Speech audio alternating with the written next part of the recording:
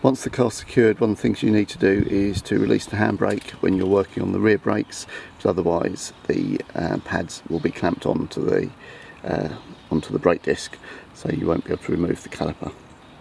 So the bolt to the rear of the carrier is a 13mm and the nut in the centre is a 15. So just going to undo those, and top and bottom, there's one here and then there's an equivalent one at the bottom here, and we'll be able to lift the carrier out. What you'll then need is a bungee cord or something like that to be able to hold it in place so that it doesn't put pressure on the brake lines.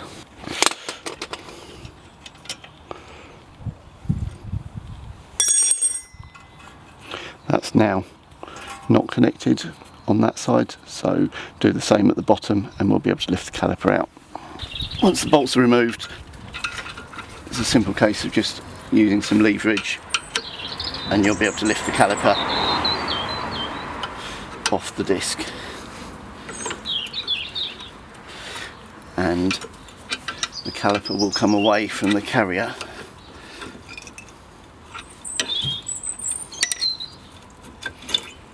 like that. So once the caliper's off, we have the pads in place, and we'll be able to remove them and then replace the disc. So there's a cross-headed screw that holds the disc in place. Always a good idea if you've been doing maintenance to make sure that things like that get copper greased. You can see here this one is undoing really easily. I've had this out before and made sure that was greased so that it's nice and straightforward to get out, but sometimes those can get seized in place. Once that's done, then it's a case that you can wiggle the disc free of the caliper carrier, and that then is out.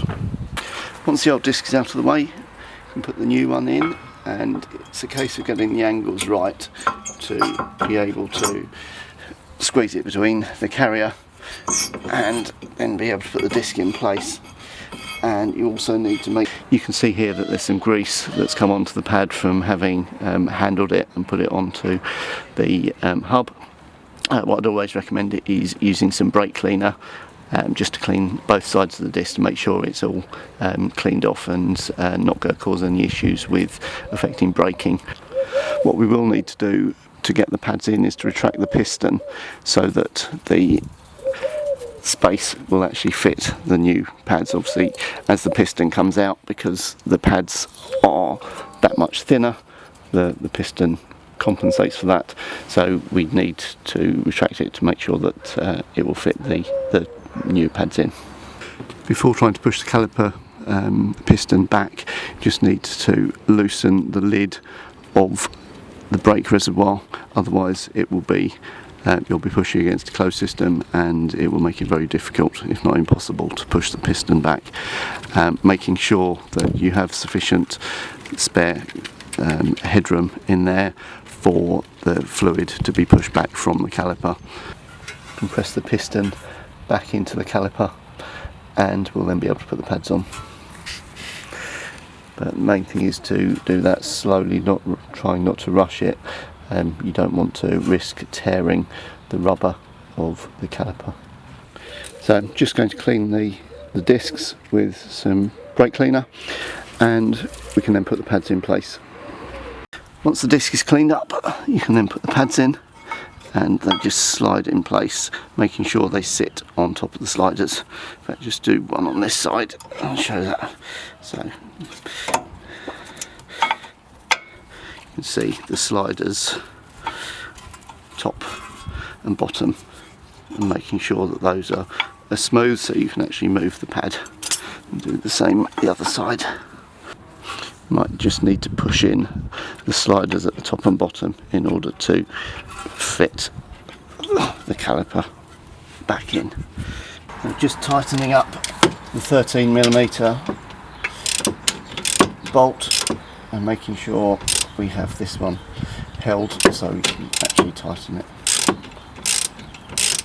Now we have the new discs and pads in place and the caliper secured, we can refit the wheel. The one thing I will just do, as this is a brand new brand new disc is put a little copper grease on the face here, which will help when the wheel is put back on.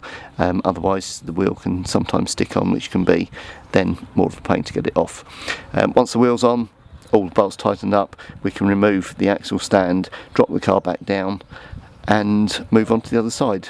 So as soon as you've finished everything, make sure you retighten the cap on the brake fluid reservoir. You can then apply the handbrake, making sure that it ratchets up. You may find initially that it has a lot of slack to take. That will be as the caliper pistons are clamping in and readjusting to the right size.